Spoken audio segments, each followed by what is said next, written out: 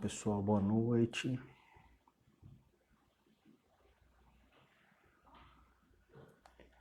Chamando o pessoal aqui.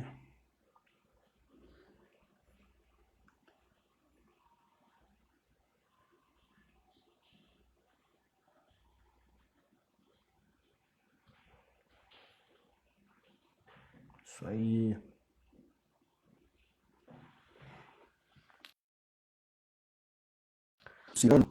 Boa noite, meu velho. Faz tempo, hein? Flavião, meu professor de Pilates ou de balé.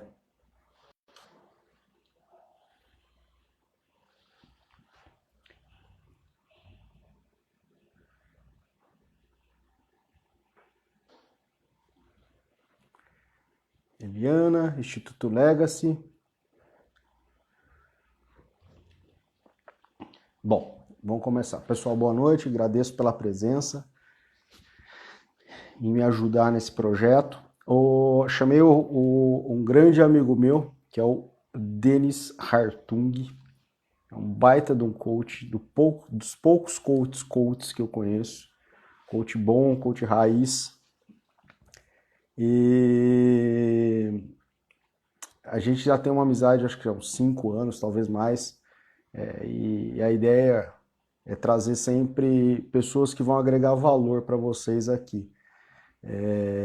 Não apenas especialistas de plantão, mas realmente pessoas de mercado que têm vivência e tudo mais.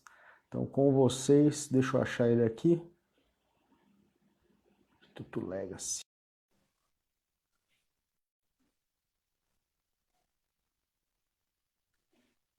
Chamando ele aqui. Concordo, Flávio, tá precisando melhorar a postura mesmo. Fala, meu querido. Oi, Berdan, tudo bem? Boa noite. Tudo bem? Como vai? Tudo bem, e você? Bem, graças a Deus. A minha cabeça tá certa aí? Tá certo, minha na verdade, o cabelo tá para fora, mas não tem problema. O topete tá para fora. Tá para fora. A vantagem minha é que tá caindo, não tem topete, né? O meu também, cara. E aí, queridão, como que estão as coisas aí na Baixada? Bertioga, né? Sua cidade? Bertioga, litoral norte já de São Paulo, né? E eu falei Baixada Santista na sua apresentação, cara.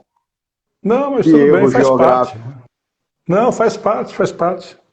Tranquilo. Estamos aqui a poucos quilômetros aqui de Santos, né? Mais perto ainda Guarujá.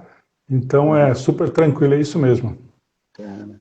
E Bertioga, como que tá nessa questão da pandemia? Como que vocês estão tratando? Então, assim, houve já algumas tentativas de liberação de praia, mas não deu certo, né? Então, de final de semana, a praia literalmente está fechada, o calçadão também. Durante a semana eles liberam algumas coisinhas, né? Mas o final de semana é para evitar realmente que haja essa invasão de turistas, né? E como houve já alguns finais de semana prolongados agora, no mês de maio, de abril, e estamos aí, pouco a pouco cresce também o número de infectados, né? Algumas pessoas já infelizmente vieram a falecer por conta do corona, né? Então assim, estamos dentro desse cenário mundial, estamos fazendo parte dessa história toda, né? Mas está assim, é uma cidade mais espalhada, né? Então é uma cidade não muito concentrada, é uma cidade muito extensa, né, na sua região, então de certa forma, naturalmente, as pessoas já ficam um pouco mais espalhadas mesmo, né? Mas estamos aí na luta, meu querido. E o nosso assunto tem tudo a ver com isso, né, cara? Resiliência, autoconhecimento. E eu queria saber o que você preparou pra gente nessa noite. É um assunto vasto e profundo, né? Sim, vasto, profundo e que podemos aplicar em várias áreas, né, em várias situações da vida, em várias circunstâncias e locais, né? Sim. Mas antes de qualquer coisa, eu queria agradecer o convite, Berdan, viu? Imagina, cara, eu que E agradeço. tenho acompanhado também as suas redes sociais aí. Parabéns pelo seu trabalho. Como você Obrigado. disse, nós tive o privilégio de conhecê-lo, né? Verdade. E saber que você toma 2 xícaras cheias de café logo de manhã. Gente, eu nunca vi tomar tanto café assim. Por isso que é pilhado, né? Mas tive o privilégio mesmo. Eu acredito que Deus nos presenteia aí com algumas circunstâncias na vida, né? E te conhecer foi uma coisa muito gostosa. Então, Pô, obrigado cara, pela oportunidade de estar aqui. obrigado, cara. Igualmente, pode ter certeza. Obrigado. Então, você introduziu aí falando sobre coach, né? Queria só dar uma palavrinha sobre isso, que é uma luta hoje que no Brasil a gente vem travando, né? Que é essa depreciação, não só do nome, mas também da profissão, né? Que vira uma profissão, realmente Uhum. é algo muito bonito. Para você que está nos assistindo, muito boa noite, sejam todos bem-vindos. Mas queria defender aqui essa questão do coach, né? Do coach, do Coach raiz. coach raiz, que é exatamente ajudar pessoas, né, a se mobilizarem, a se conhecerem um pouco melhor, a entrarem em ação, a desembaraçar um pouquinho, às vezes a mente fica muito embaralhada e mente embaralhada me anestesia, né, me paralisa. Então, o Sim, coach tem como metodologia exatamente essa questão de ajudar pessoas, né, a evoluírem, a se conhecerem melhor, que é um outro assunto que também é a nossa pauta, que é o autoconhecimento, né? sim, E entrar em ação em definitivo para que você seja o melhor de si mesmo a cada dia um pouquinho e com isso, se conhecendo melhor, você possa alcançar aquilo que você deseja para a tua vida. E Uhum. lembrando que é um método, né, Alberto? Não é milagre, né? É, Não e não é é. autoajuda também, né? Exatamente, não é passe de mágica, né? É, E deixar exatamente. Se uma o cara é coisa ruim, ele vai clara. continuar sendo ruim. Ninguém faz milagre. Não adianta. Ninguém muda ninguém, né? Então, mais um item só que eu queria comentar aqui sobre isso, em respeito aos profissionais dos terapeutas e psicólogos, né, psicanalistas. Coach Sim, não é psicólogo, viu, gente? Coach não é psicanalista.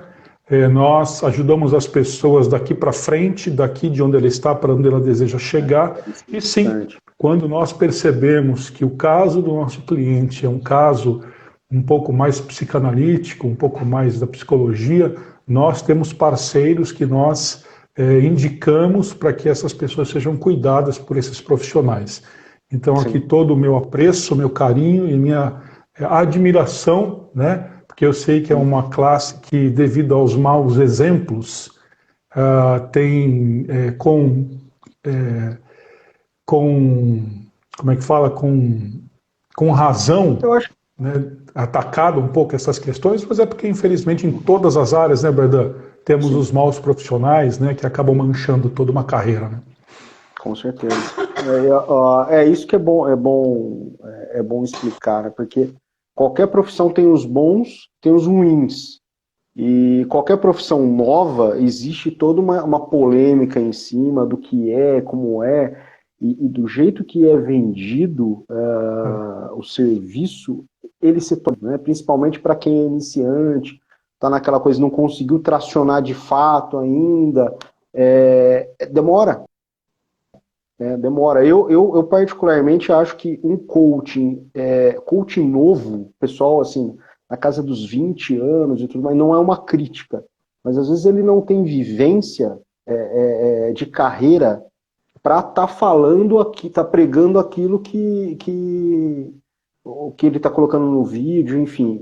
Eu acho muito perigoso, porque a Uhum. partir do momento que você coloca a sua cara numa rede social para falar uma verdade, cara, aquilo tem uma voz gigante e de repente as suas posturas não é daquele discurso, porque aquele discurso não é teu ainda, você pegou emprestado de alguém e você está trabalhando, você ainda não tem o seu método, você não tem seus cases, e isso Uhum. faz muita diferença em qualquer profissão, um advogado, Sim.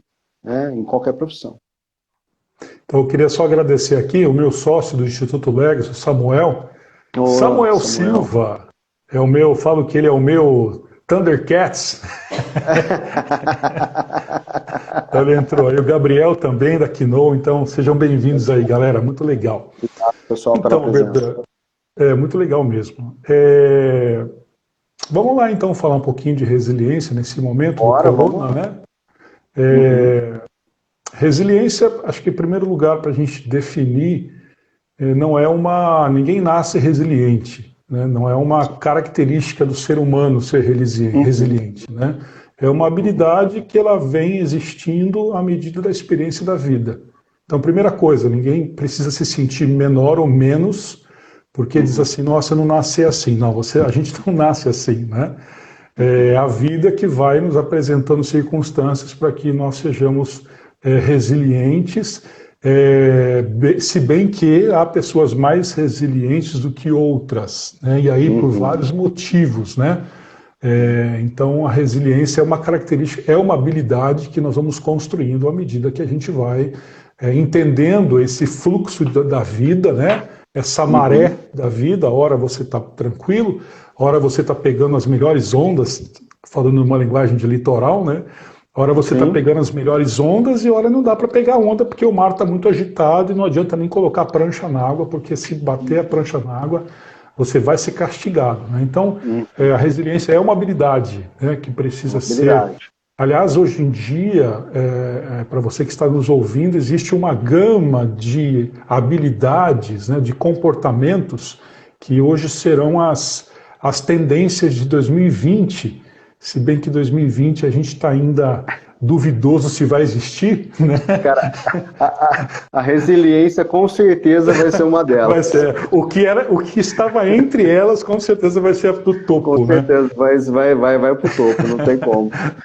Então, assim, é uma habilidade que a gente precisa adquirir, uma habilidade que a gente precisa realmente entender, né? E eu acho que a resiliência é muito importante nesse momento, de uma coisa que todos nós estamos vendo, né, Alberto? Até a gente estava comentando sobre isso, que realmente não são poucas as pessoas que estão entrando em pânico, estão entrando aí em situações de extrema ansiedade, desconforto, desespero, né? Em vários níveis. Opa. Cheguei. Cheguei. Opa. O meu estúdio aqui, o meu estúdio, como é que é, galera? Ó, é um vidrinho e ele fica caído. Eu vou colocar ele na minha mesa aqui para não cair mais. Tá aqui. Tá dando para ver aí? Tá Cortou? ótimo. Tá bom? Não, tá bom, tá bom. Então, assim, nós já temos visto isso, né? É só você ligar um pouco a televisão e a gente vê esse desespero das pessoas em relação ao que está acontecendo, né? Então, eu acho que a resiliência é um momento onde todos nós, mesmo aqueles que já enfrentam determinadas disfunções emocionais, né? Mas eu acho que é uma oportunidade de todos nós exercitarmos isso de forma prática. E aí, assim, nós poderíamos falar várias coisas em relação a isso, sobre esse mecanismo da resiliência. Tem uma frase de Nietzsche, né, filósofo Nietzsche, que diz assim: o que não me enfraquece, o que não me destrói, me fortalece. Né? Então eu acho que é um momento importante de se pensar sobre isso, né?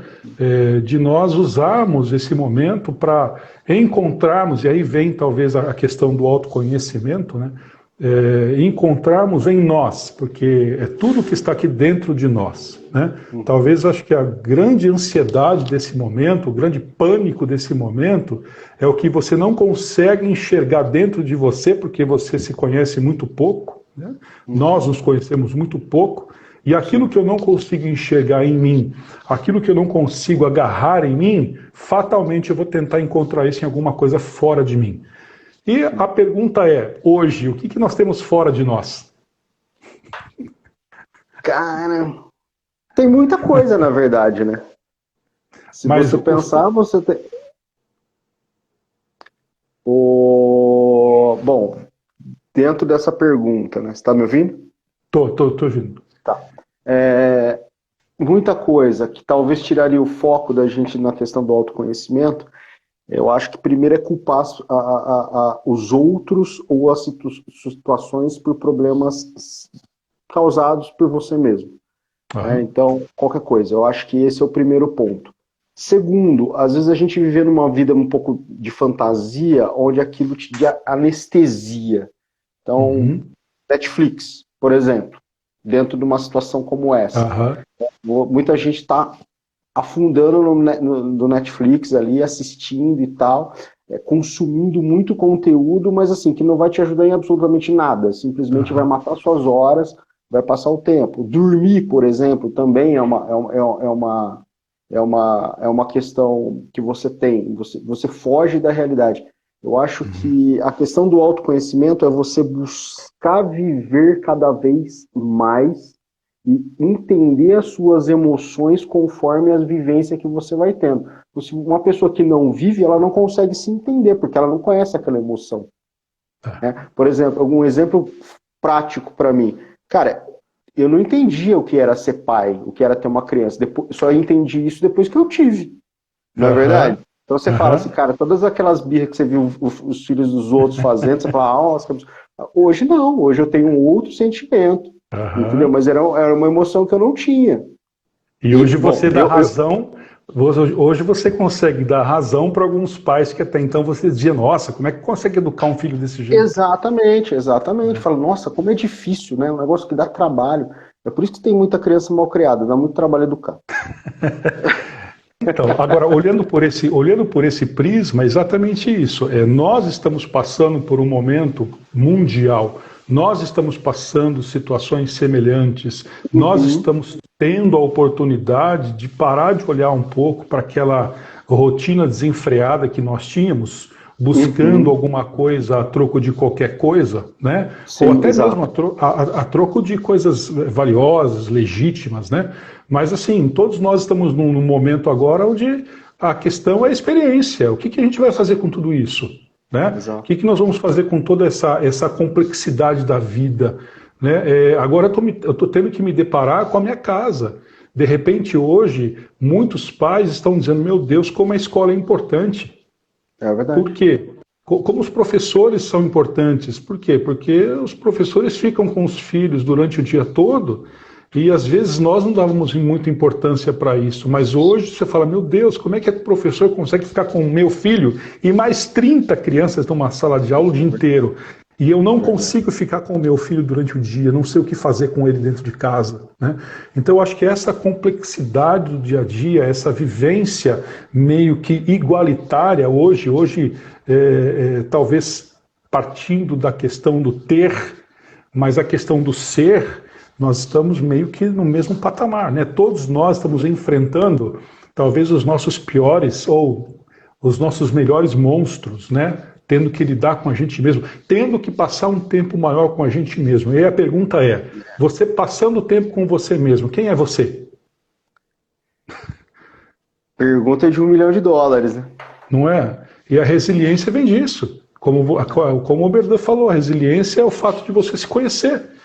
Você conhecer suas emoções, por que eu estou passando por isso, aonde isso pode me levar, o que isso pode me trazer, como falamos no Nietzsche, né, o que não me destrói me Uhum. fortalece, o que essa situação toda que eu estou atravessando pode me favorecer para que eu consiga sair disso de uma forma melhor. Nós costumamos citar muito a teoria de Kaizen, né? Ou Uhum. alguns falam Kaizen também, que é aquela teoria que todo mundo já fala, né? Ah, melhor do que ontem, hoje é melhor do que ontem, amanhã é melhor do que hoje. Pô, na Uhum. prática é bonito falar. Mas Na não, prática, não na funciona. prática tudo é gostoso falar, né? Sim, Mas e o sim. dia a dia? Será que eu me permito viver Uhum. essa característica, essa complexidade da vida de forma que eu aprenda? Depois a gente vai comentar algumas coisas sobre essa palavra resistir, que eu achei muito interessante, de um Uhum. autor que ele relata sobre isso, um escritor, né? Achei muito interessante. Mas eu acho que é o momento da gente fazer uma leitura de nós mesmos, né? Eu estou fazendo um desafio de 15 dias, chamado Você é Demais. É um Uhum. desafio para autoestima. E Uhum. é bacana você ouvir o depoimento dos participantes do desafio, Legal. porque eles falam, Denis, caramba, eu fui começar a pensar nos meus pontos fortes, nas minhas qualidades, e não consegui enxergar nada na primeira mão. Uhum. Não sei quem eu sou, me abandonei. Eu larguei a minha mão há muito tempo. Então, a resiliência, gente, o pressuposto da resiliência, primeiro, como o Oberdan já falou, conhecer as suas emoções, se conhecer melhor. Você se permitir se conhecer melhor. Você se permitir saber quem você é, o que você sente, quais são os seus pontos, quais são os seus pontos fortes, quais são as suas limitações, né? Ou aquilo que te aflige, quais são os pensamentos que te perseguem em meio a esse momento que você está vivendo, e não só você, a sua casa está vivendo, a sua cidade, o seu bairro está vivendo isso. Então, o pressuposto de uma resiliência é exatamente isso, é o autoconhecimento. A gente costuma dizer que, inclusive, foi uma matéria da revista Você S.A., do mês retrasado, se eu não me engano, sobre o autoconhecimento. Se você quer desenvolver competências, o que vai pavimentar essa autodescoberta é exatamente o autoconhecimento. O autoconhecimento é quem vai te dar a base para você conseguir desenvolver aquilo que você precisa para ser uma melhor pessoa e para enfrentar melhor a situação que você está vivendo hoje. É engraçado que você falando isso, dentro da vida corporativa, você pega na década de 90, acredito, talvez 80, 90, tem um movimento onde era usado muito a matriz SWOT, onde você teria que eliminar suas fraquezas, né? E, cara, é muito difícil, logicamente, isso é possível? É, e tem que ser.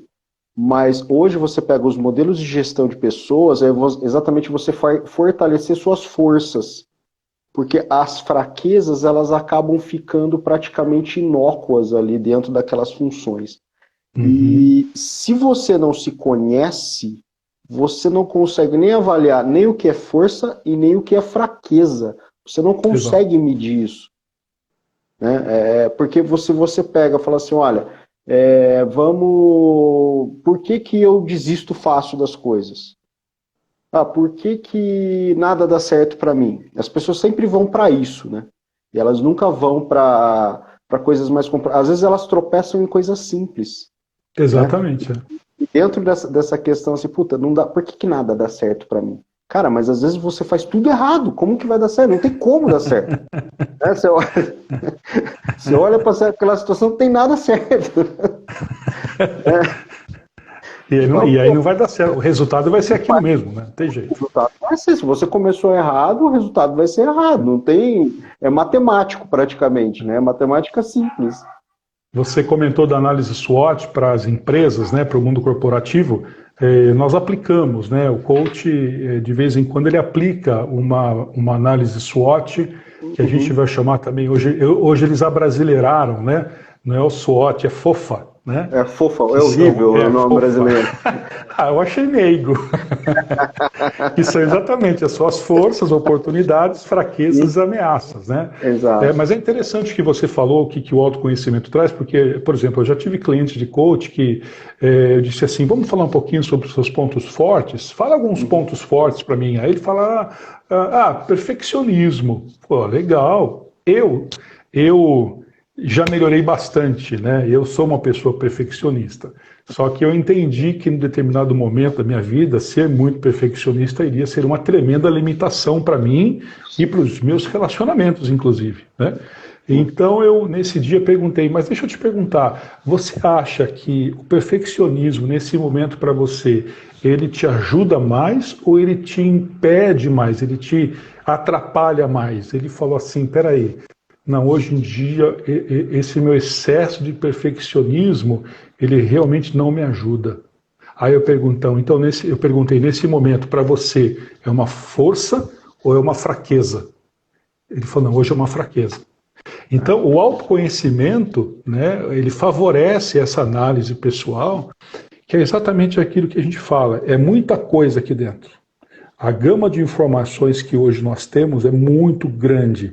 E se você não tiver ninguém que possa te ajudar a puxar isso de uma forma que você perceba melhor, a gente vai continuar andando, achando que está fazendo ou sendo alguma coisa, e na verdade nós estamos todinho atropelados, né? É engraçado você falando isso, porque quando eu fiz a minha primeira formação em coaching, eu tinha essa visão do perfeccionismo até então. E assim, eu via como uma qualidade e depois eu vi que era só chatice mesmo. É uma característica, né? É uma característica, porque existe uma diferença entre ser perfeccionista e ser exigente. Depois disso, eu me tornei exigente. Porque até então eu queria que as coisas todas estivessem na sua ordem, tudo. Era esse o ponto de perfeccionismo. Então, a menina que limpa o escritório, por exemplo, ficava maluca. Ela trocava, ela sabe, nossa, como que estava a posição, às vezes, das coisas. Eu nunca falei nada, mas ela observava e falava, putz, esse cara é chato, entendeu? E isso é o perfeccionismo, é a chatice que não te leva a absolutamente nada, a lugar algum, ele só te incomoda. Vira uma neurose, né? Vira uma neurose. Né? Mas quando você se torna exigente, exigente é você cobrar o certo por aquilo que você encomendou.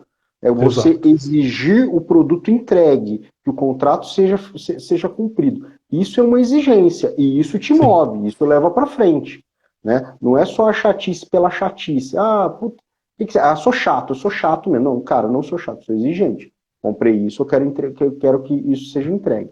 Então, isso muda totalmente. Até a pessoa do outro lado, ela entende. Ela fala, não, pô, o cara tem razão. Não é um negócio, não é uma bobeira.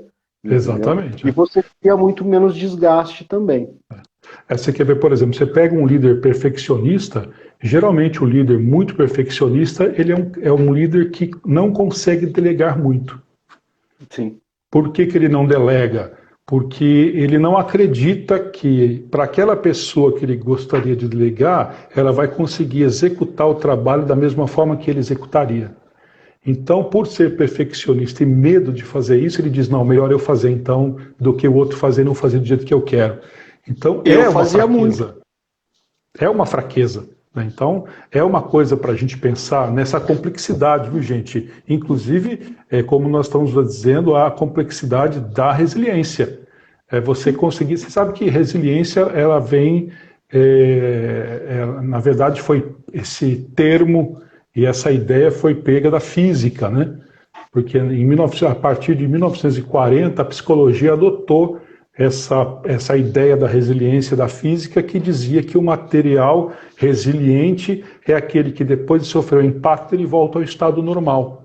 Então a psicologia pega essa ideia do metal resiliente, traz para o dia a dia do ser humano, só que com uma diferença, gente. No metal, quando ele sofre o impacto, ele volta ao estado normal. E a psicologia entendeu que nós não. Quando nós sofremos um impacto, quando nós sofremos um momento de pressão, nunca mais você será o mesmo. Dali, o resiliente consegue tirar oportunidades, ele consegue enxergar, mesmo em meio à dificuldade, mudanças no seu ser, né? Através do autoconhecimento, que vai pavimentar tudo isso, e ele consegue sair dali mais fortalecido. Né? Por isso que nós dizemos que se hoje existe um catalisador de potencial humano, pode ter certeza que é uma crise. Cara, é o que eu falo, problema é bom. É muito bom o problema. Sempre é oportunidade para tudo num problema. Em todas as palestras que eu dou, geralmente para profissional liberal e empresário, eu falo, se você não gosta de resolver problema, você não ganha dinheiro. Exatamente. Porque alguém está te pagando para resolver problema. Então você tem que abraçar o problema, falar, cara, e assim, às vezes eu volto com um problema, o cliente me entregou, eu falo assim, cara, como que eu vou resolver esse negócio? Mas na frente do cliente, tô ali, resolvo, lógico. Deixa comigo. Deixa comigo. E aqueles problemas, às vezes, que é sofrido, né? Você sofre demais para resolver, é uma luta desgraçada, você fala assim, nossa, por que eu fui pegar esse negócio? Só que daí depois de resolver isso aí, depois de uns 4 meses me aparece algo igual. Você fala, pô, isso daí eu já tiro de letra, porque eu já aprendi a resolver. Já aprendi. Você sabe que eu dou aula... Pode me vir uns 10 desses. Eu dou aula numa fundação aqui em Bertioga, curso livre, né? E uma das aulas é sobre essa questão de resiliência, tudo.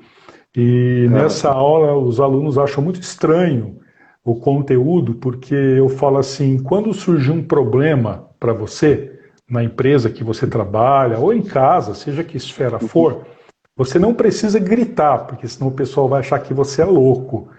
Mas quando surgir um problema, lá dentro de você, você tem que festejar e dizer, problema, que legal! Por quê? Porque é o momento que você tem de mostrar o quão você é diferente. É uma oportunidade que você tem de mostrar para as pessoas e para você mesmo que o problema não será mais o fator determinante do teu insucesso.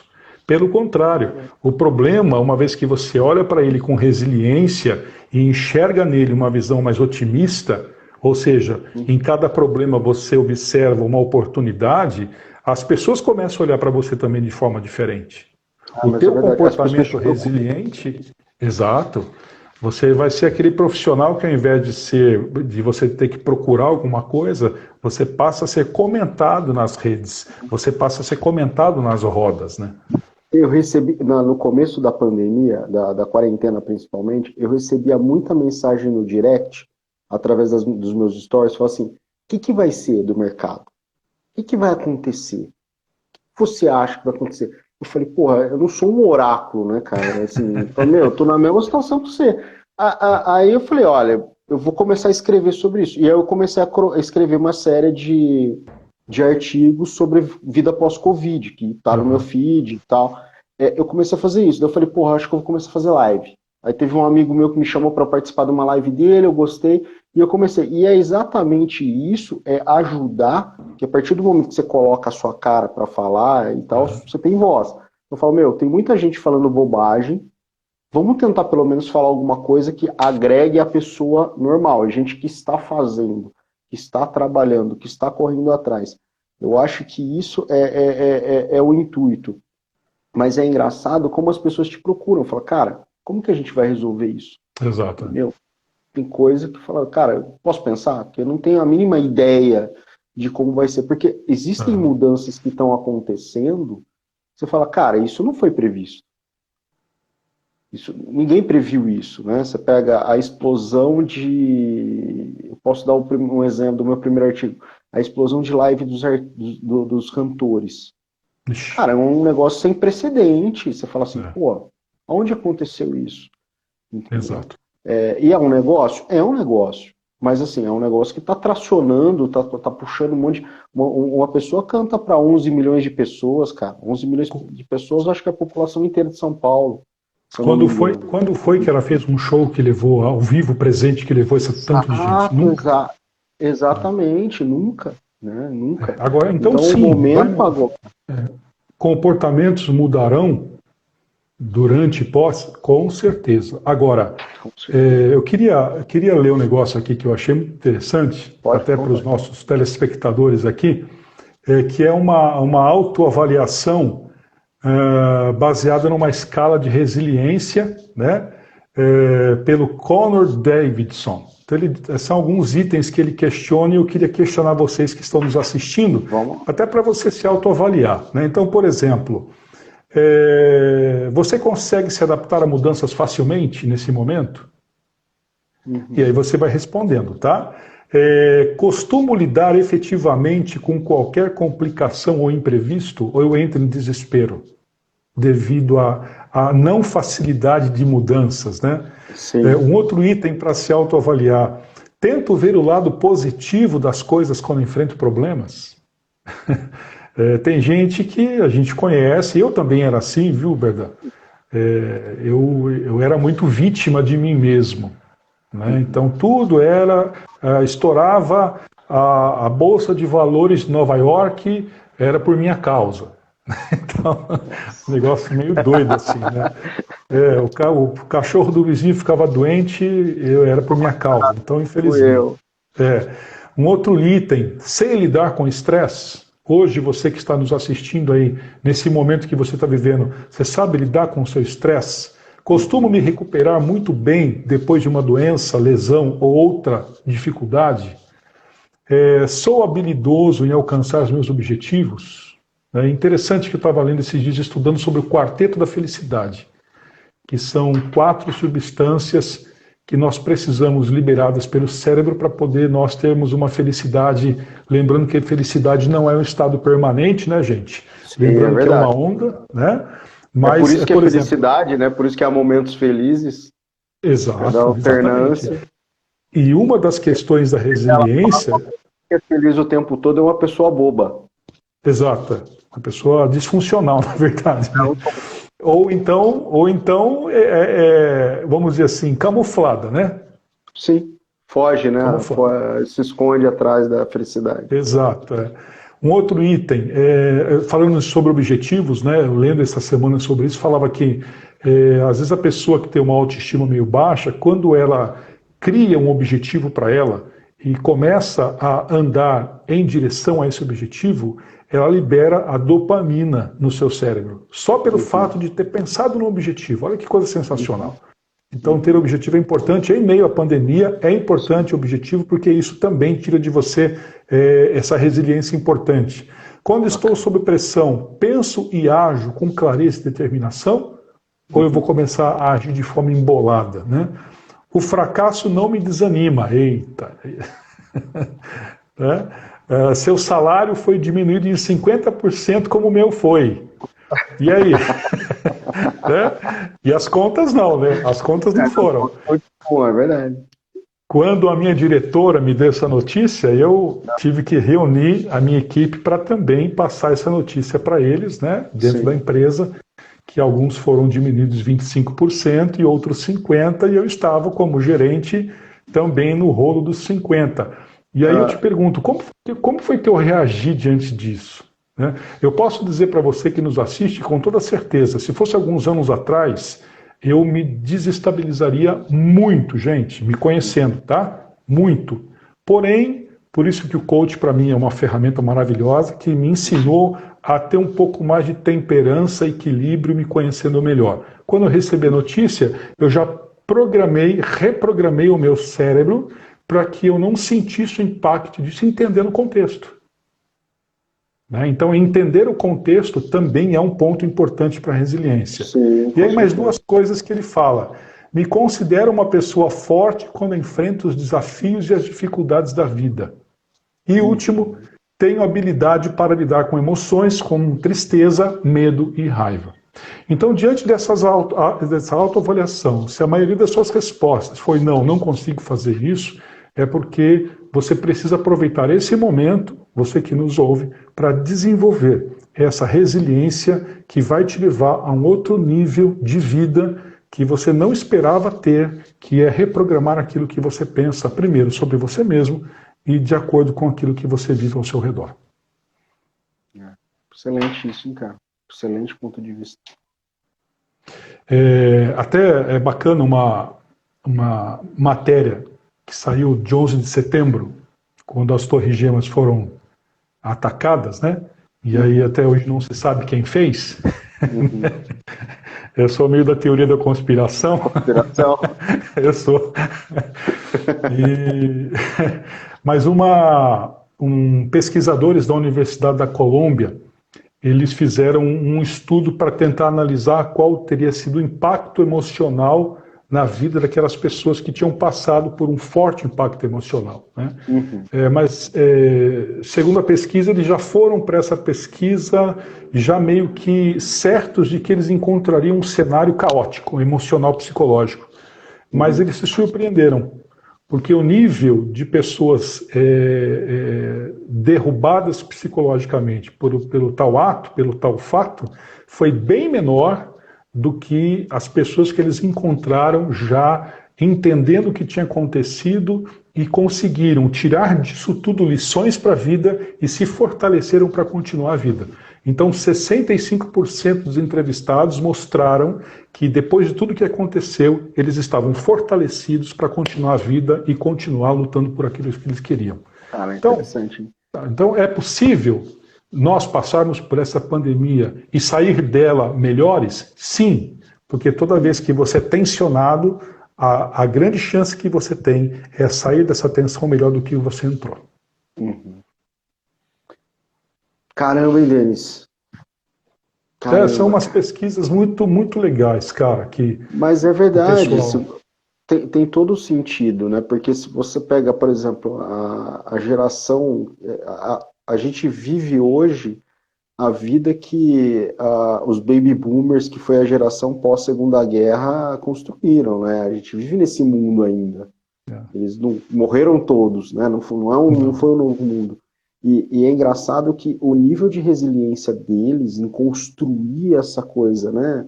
muitos vieram da Segunda Guerra, imigraram, enfim, construíram todo um mundo que a gente vive em cima da resiliência. Uma coisa que eu tenho visto pesquisando sobre principalmente as epidemias e tudo mais, a humanidade sempre vence. Ela sempre sobrevive.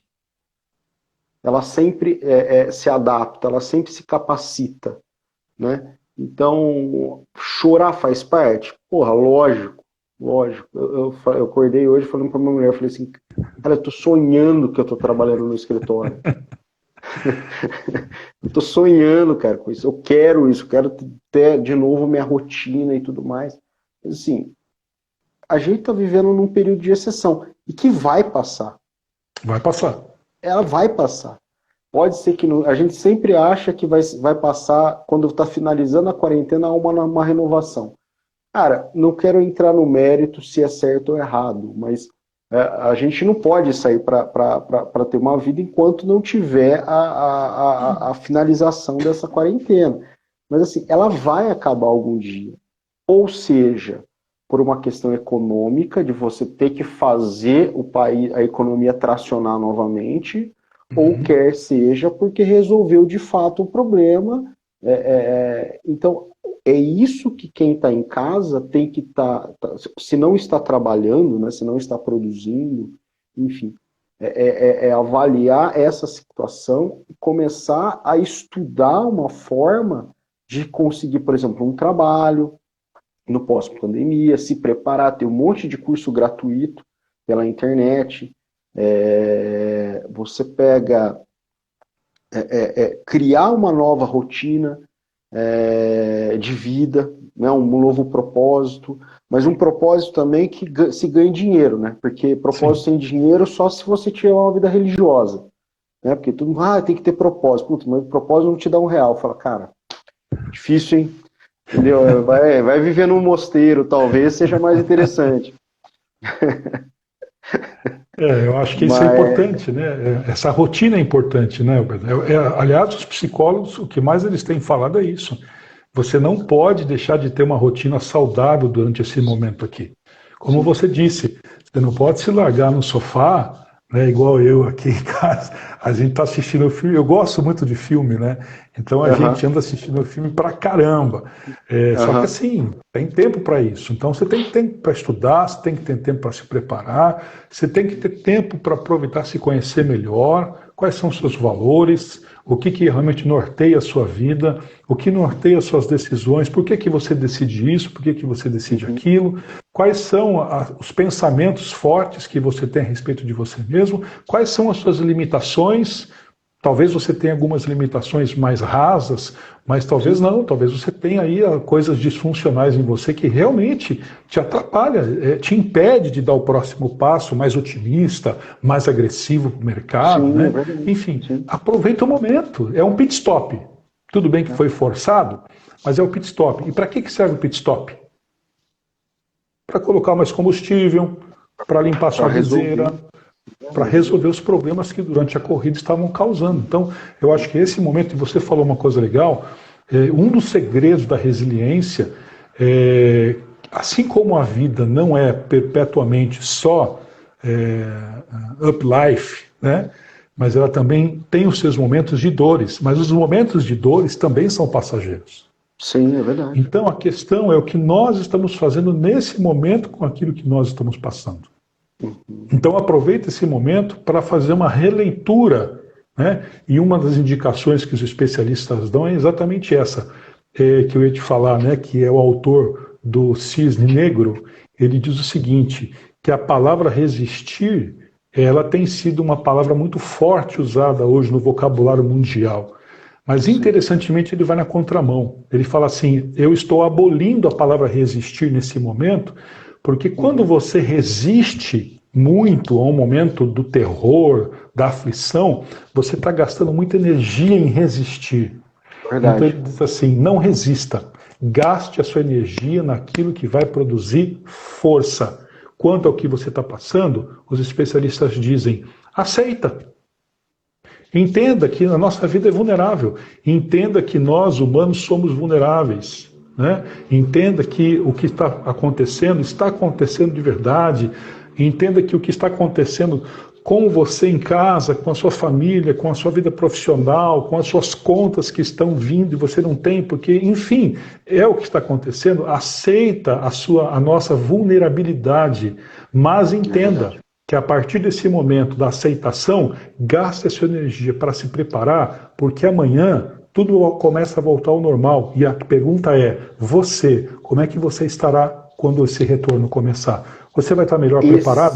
Você vai estar fortalecido? Você vai estar se conhecendo melhor? Ou você se enclausurou nas masmorras da sua alma e ali você se trancou dizendo, daqui eu não saio, daqui ninguém me tira. Então chega a hora de você ressignificar o que está acontecendo. Aceite o que está acontecendo e aceite que você é vulnerável, mas não se permita permanecer caído, permanecer do jeito que você está, porque você sabe do valor que você tem e você sabe o quanto você tem de coisas dentro de você e que em outras situações você se superou. Lembre dessas superações e traga de novo essa energia para dentro de você para você virar o jogo a partir de hoje.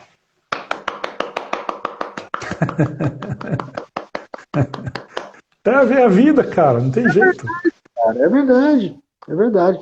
Essa questão de resistir é engraçado porque assim, a gente sempre pensa numa resistência, você fala assim, pô, aquele cara é durão, resiste e tudo mais. Mas na verdade esse cara pode ser que seja resiliente, né? Como a gente voltou ao começo, e não um resistente. Porque o resistente, a resistência também, ela te faz quebrar. Né? É diferente do resiliente. O resiliente ele vai, ele enverga, mas ele volta. Né? O resistente ele quebra. O que é pior. Muitas empresas, o que o pessoal tem falado para mim, e as empresas que vão quebrar e tudo mais.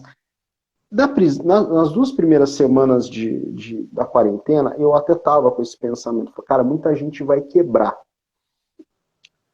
Eu não mudei o meu pensamento, mas eu mudei o formato dele. Uhum. Uma empresa não quebra em 30 dias. Pô, e o meu negócio é gestão de empresas. Né? Então, assim, eu tava sendo levado também pela onda. O negócio não quebra em 30 dias. O negócio não quebra em 40 dias, em 60 dias. Mas esse negócio já estava quebrado. Então, essa pandemia também ela vai levar a fama de quebrou um monte de empresa, na verdade já estava quebrado. Né? O dono talvez não tinha mais interesse no negócio, não tinha mais capital de giro. Assim, para a empresa quebrar, existem inúmeros pontos que eu não quero entrar aqui. Mas uma empresa quebrar, o único que pode quebrar em 30, 40 dias, que eu concordo, é o cara da banquinha de cachorro-quente, é o cara que tem uma portinha, que vende ali, que está se matando para pagar o aluguel, pagar as continhas dele. Esse cara quebra. Esse pequeno comerciante que está ali, está praticamente no improviso. Mas você pegar uma loja, né, que tem ali um bom estoque, que tem um bom fluxo de caixa, se ela quebrar em 30 dias é porque ela já estava quebrada. Já estava quebrada. Ele só oficializou na pandemia, ele oficializou. Só oficializou. Você sabe que queria deixar aqui uma coisa que eu já li muitas vezes sobre isso, né? E espero que você que nos assiste, não tenha preconceito quanto a isso, mas existe um texto bíblico de um homem chamado Paulo, que ele diz assim: não vos conformeis com este mundo. Ou seja, nós estamos passando por aquilo que estamos passando? Sim. Precisamos admitir isso? Sim. Sem precisar ter medo e receio, estamos passando. Mas quando ele usa essa palavra, não vos conformeis com o que está acontecendo, eu quero aqui usar esse trecho, porque essa palavra conformar no hebraico, ele diz assim, não assumam a forma de. Então, quando ele diz não vos conformeis, seria mais ou menos assim nos dias de hoje. Passe o que você está passando, sinta o que você está sentindo, chore se você quiser chorar, mas, por favor, não tome a forma do que está acontecendo. Não permita que os seus pensamentos sejam invadidos e que você assuma essa forma de caos. Né? Eu assisti uma série recentemente chamada Fauda, e a Fauda em árabe significa caos. Então, não vos conformeis, não permita que a tua cabeça tome a forma daquilo que a mídia está te dizendo do que tem acontecido. Se proteja. E a primeira coisa que tem que fazer, corte o jornal. Eu não assisto mais. Eu ouço de vez em quando no carro, mas assim, não dá. Parece que não faz mais digestão. Não. Porque é engraçado porque assim, você vê tudo acontecendo, cada um tem uma leitura. Mas aí você está assistindo qualquer canal, eu aceito o viés de qualquer canal. Todo veículo de comunicação, ele vai colocar a sua opinião ali.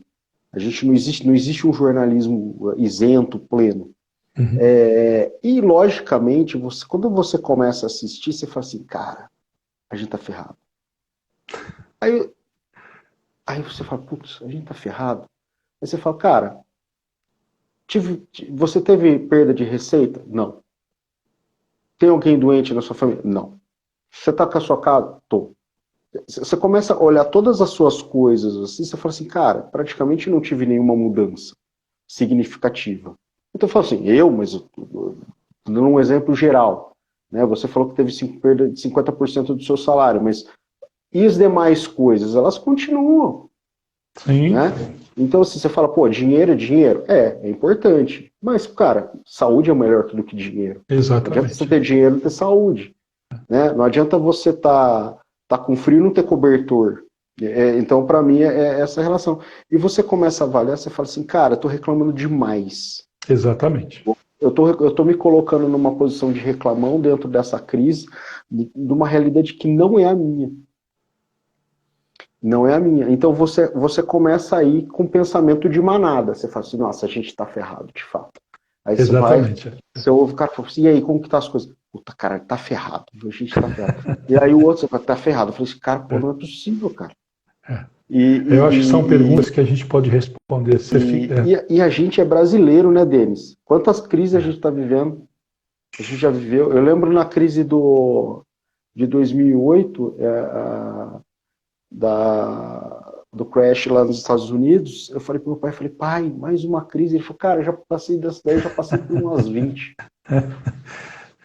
Tudo passa, cara. Tudo passa. Exatamente isso. Tudo passa. Essa semana, estava um friozinho de outono gostoso, né? Uma temperatura baixa. E eu tomei um banho, cara, quente.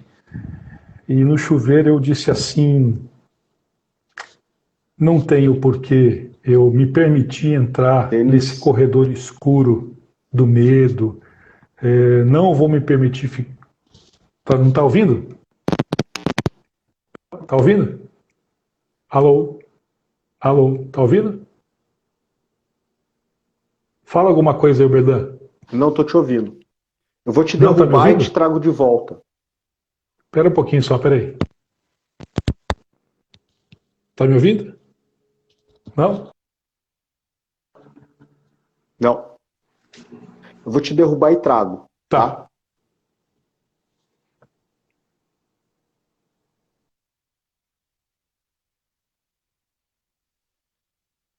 Fala, pessoal. Vamos lá. Vamos trazer o Denis de volta. Cadê o Denis? Denis. Você estava ouvindo, Sam? Tá me ouvindo agora? Agora eu tô. Legal.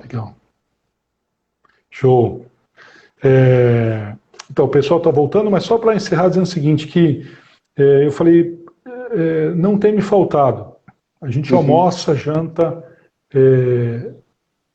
Eu sei que condições em outros lugares esteja mais difícil.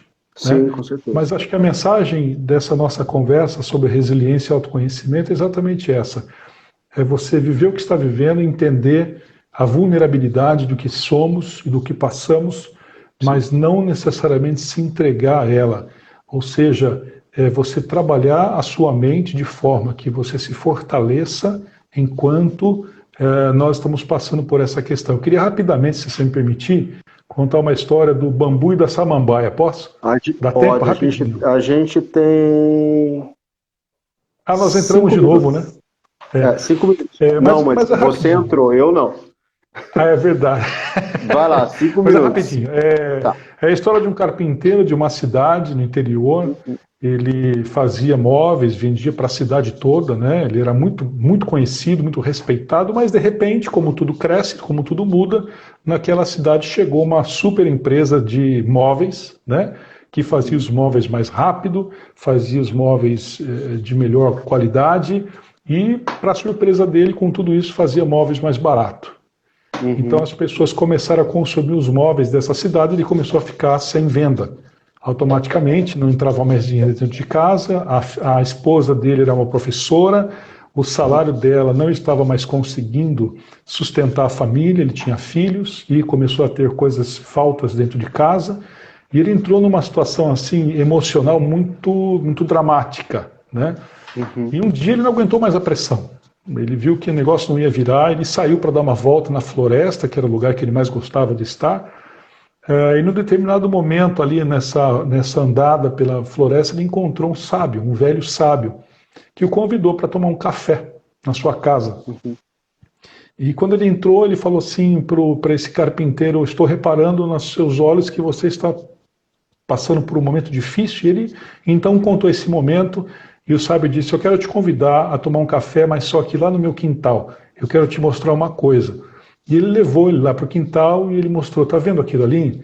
Aquilo é uma plantação que eu fiz. E ali você está vendo uma plantação de samambaia e uma plantação de bambu. E eu Uhum. quero te contar essa história. Ele falou: quando eu plantei, quando eu quis ter essas duas espécies na minha casa, eu plantei as duas sementes no mesmo local e no mesmo tempo. E quando eu plantei, eu comecei a dar muita da minha energia para que aquilo nascesse, para que aquilo crescesse. E para o meu espanto, o sábio disse: a samambaia começou a florescer. E ela começou a florescer muito rápido. E eu olhava para o bambu e nada. E eu queria que o bambu também crescesse. Então ele falou assim: eu continuei dando energia na samambaia, mas eu continuei dando muita energia no bambu. Passaram-se 4 anos. A samambaia grande, enorme, linda, e o bambu nada, nem uma florzinha. Mas eu continuei dando da minha energia. E ele falou: quando chegou no 5º ano, eu percebi que saiu uma folhinha do bambu. E depois, no 6º ano, aquilo foi crescendo, crescendo, e quando eu menos esperava, o bambuzal estava todo brilhante, lindo. Ele falou assim: você entendeu o que eu quero dizer? Ele perguntou para o carpinteiro. E o carpinteiro disse: tá, eu entendi, o bambu nasceu depois, mas qual a moral da história? Ele falou assim: o bambu, ele só pôde brilhar, ele só pôde nascer, ele só pôde florescer quando toda a sua raiz embaixo estava pronta para fazer com que ele crescesse. E quando crescesse, enfrentando as tempestades, ele, como você falou, ele envergasse. Ele envergaria, mas ele não seria derrubado. Mas só que para ele nascer, ele primeiro precisou esperar o tempo de criar toda a sua forma, o seu fundamento, para que ele pudesse crescer forte. E aí a moral da história, até eu vou ler aqui que eu achei muito legal, o sábio disse assim: eu vou terminar essa história, disse para o carpinteiro, dizendo o seguinte: a felicidade, ela mantém o doce. As tentativas, elas mantêm o seu foco. As dores mantêm você ser humano. As quedas mantêm você humilde. Mas o sucesso mantém você brilhante. Então, existem fases. Passa essa fase.